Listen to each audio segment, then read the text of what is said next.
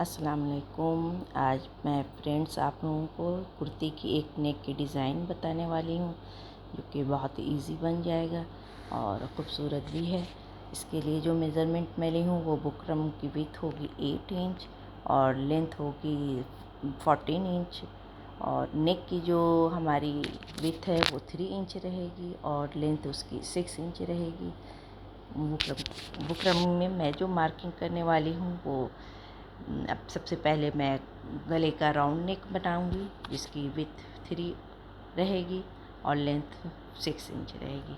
और इसकी round shape marking करने के बाद मैं नीचे यानी कि जो शेप बना रही हूँ लीफ के शेप में होगा वो अपने उसकी सेंटर रहेगी वो 1.5 इंच रहेगी और उसको कॉर्नर के साथ मिलाते हुए हमें इस तरीके से लीफ के शेप में मार्किंग कर लेनी है। इसके बाद 1 इंच की विड्थ पर मुझे एक्स्ट्रा यानी कि बुकरम जो कटिंग होगी 1 इंच विड्थ में उसकी कटिंग करेंगे हम और इस तरीके से चारों तरफ यानी कि नीचे भी 1 इंच एक्स्ट्रा और साइडों पर भी 1 इंच एक्स्ट्रा रखते हुए हम इस तरीके से मार्किंग कर लेते हैं।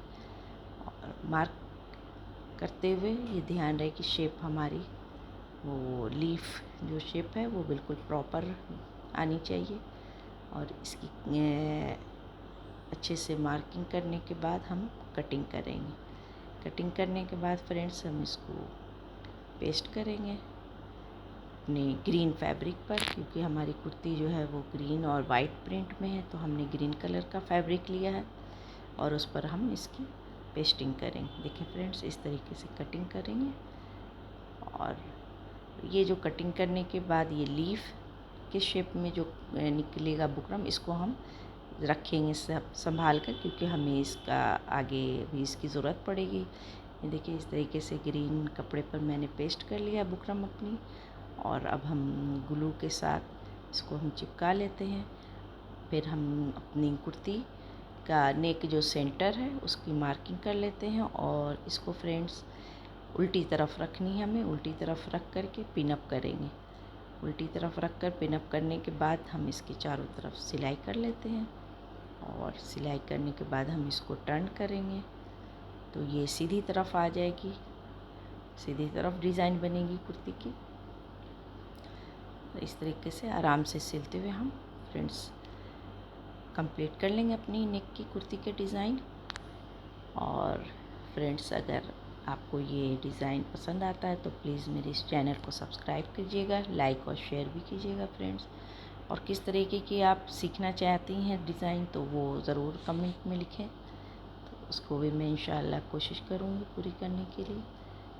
ये देखें इस तरीके से हमारी नेक की डिज़ाइन तैयार हो गई है।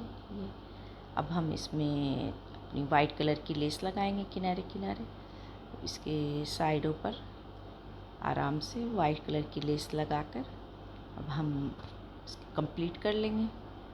और अगर आप चाहें तो लेस को पहले ग्लू के साथ लगा लें, उसके बाद फिर आप आयरन करके फिर सिलाई कर लें। लेकिन मैं फ्रेंड्स वैसे ही लगा रही हूँ क्योंकि ये ज़्यादा मुश्किल नहीं है और ईज़िली लग जाएगा ये, तो मैं इसी तरीके से इसको लगा रही हूँ। इसको लगा लेने के बाद फ्रेंड्स जो हमें नेक्स्ट करना है वो जो हमने लीफ शेप में कटिंग करके रखी थी उसकी मैं पेस्टिंग करके इस तरीके से ये देखें पेस्टिंग कर कर ग्लू के साथ और हम इसमें ग्रीन कलर की लेस लगा लेंगे। ये देखिए इस तरीके से।